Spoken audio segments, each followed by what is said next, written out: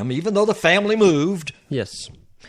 To allow him to play at Hannah. Now, he goes on, he won a scholarship to Wake Forest, and now he's teaching at Hannah. He's teaching there, and he is also an assistant coach on the football team up there right now. And fabulous. He was fabulous. And I've heard he is a very popular teacher, and the coaching staff likes having him there. And he also he was a pretty good player when he was at Hannah. Real good. He won a scholarship. He did. So he was a quality guy, and that move benefited him because he was more.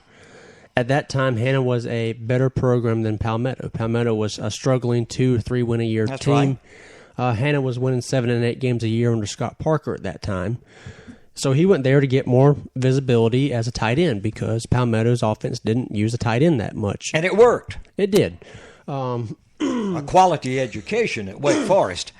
Yes. And so that, And of course, everyone knows the big transfer that happened here a few years ago was Kelly Bryant leaving Abbeville to go to Renton. At Abbeville, he wasn't going to throw at quarterback. That's just not what Abbeville does. At Renton, under Jeff Tate, they throw a lot. Yeah. And that's what he needed to show college scouts for bigger scholarships because there was, a thought that he was just a running quarterback in high school that was probably going to move to wide receiver or defensive back or something like that in college. He wanted to play quarterback, and that move has paid off for him so far because now he's a backup quarterback at Clemson. That's right. So, and there's several other cases we could talk about. There are. Xavier, what's the boy's name? Xavier Dye. Xavier Dye, and my friend Chuck Allen handled that one too, along with the Ford thing. And Dye, although he did not have a fabulous career at Clemson, he went to Burns, and a lot of people didn't like it.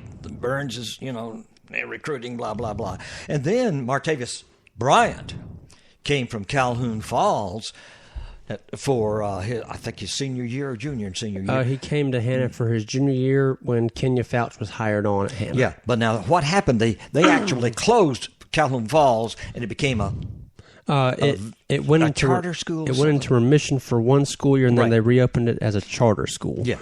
Now, could he have gone to Abbeville or some of those other schools in that area? Yeah.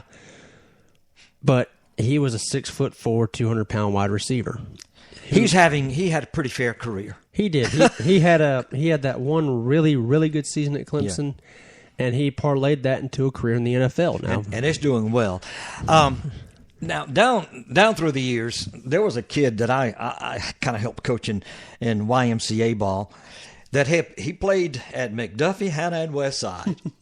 And so, if somebody died and he had to move to this part and this part and this part. But we have really diverged once more from maybe not. And there was one more big transfer that happened in Anderson a long time ago.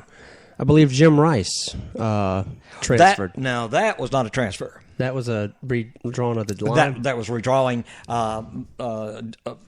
due to integration. Yeah, okay. Okay.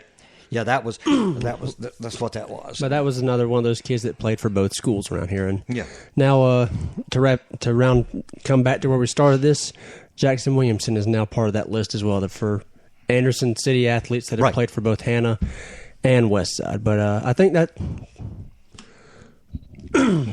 that probably wraps it up for us.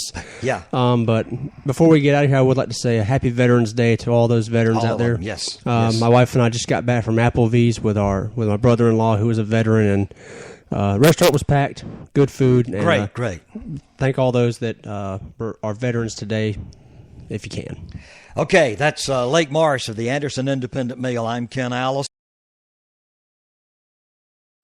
And thank you for being with us. Tell other people to kind of tune us in. Go to Facebook and all sort of things. Thank you so much.